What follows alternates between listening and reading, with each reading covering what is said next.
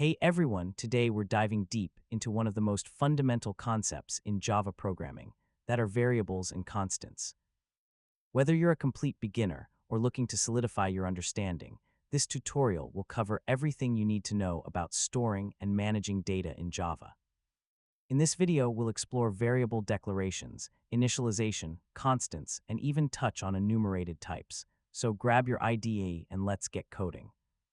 Let's start with the basics. As in every programming language, variables are containers that store values. Think of them as labeled boxes where you can put different types of data. In Java, every single variable has a specific type, and this is what makes Java a strongly typed language. You can't just throw any value into any variable. You need to be explicit about what kind of data you're storing. The syntax for declaring a variable is straightforward. You put the data type first, followed by the name of your variable. Let me show you some examples.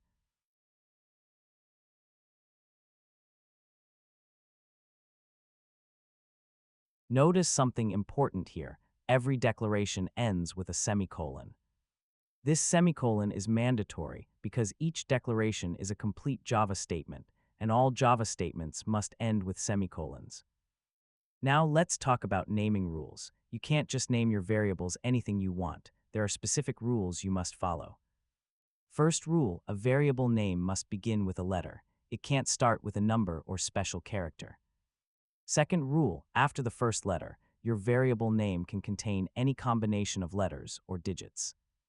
Third rule, you cannot use Java reserved words as variable names. Words like class, public, static, these are off limits because Java uses them for its own purposes. You can declare multiple variables of the same type on a single line.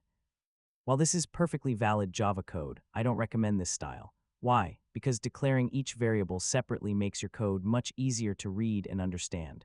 Trust me, your future self will thank you for the clarity. Now here's something crucial that trips up many beginners. After you declare a variable, you must initialize it before you can use it. Java will not let you use an uninitialized variable. See that error? The Java compiler is protecting you from using a variable that doesn't have a value yet.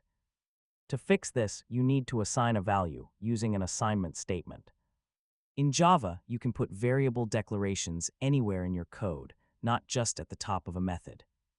This flexibility is really useful, and it leads us to an important best practice. Declare your variables as close as possible to where you first use them.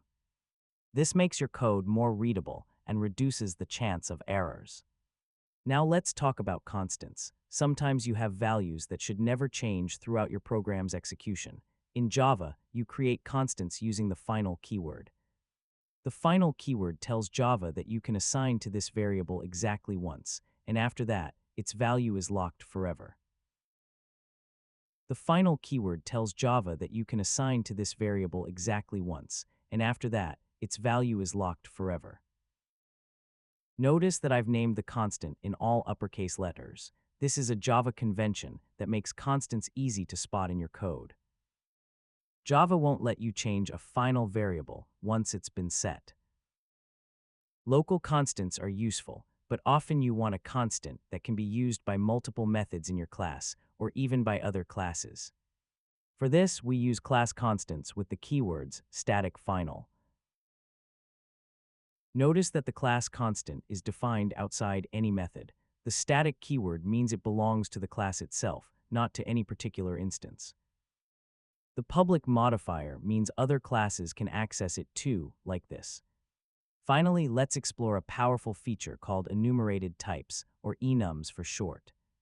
Sometimes a variable should only hold a specific set of predefined values. Imagine you're writing a program for a clothing store that sells items in 4 sizes: small, medium, large, and extra large. You could represent these as integers 1, 2, 3, 4, or as characters s, m, l, x, but this approach is error-prone. What stops someone from accidentally using 0 or 5? Java's solution is enumerated types. You define a finite set of named values like this. A variable of type size can only hold one of the values we defined in the enum, or the special value, null, which indicates the variable hasn't been set to any value. This makes your code much safer and more self-documenting. All right, let's recap what we've covered today.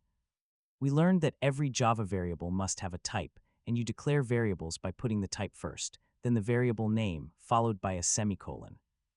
We covered the naming rules: start with a letter, use letters and digits, avoid reserved words, and no single underscores. We saw that variables must be initialized before use, and you can declare and initialize in one step. We explored constants using final for local constants and static final for class constants. And finally, we discovered enumerated types for situations where a variable should only hold specific predefined values. If this tutorial helped you out, please give it a thumbs up and subscribe for more Java content. Drop a comment below if you have any questions. I read and respond to every single one. Thanks for watching, and I'll see you in the next tutorial. If this tutorial helped you out, please give it a thumbs up and subscribe for more Java content. Drop a comment below if you have any questions. I read and respond to every single one. Thanks for watching, and I'll see you in the next tutorial.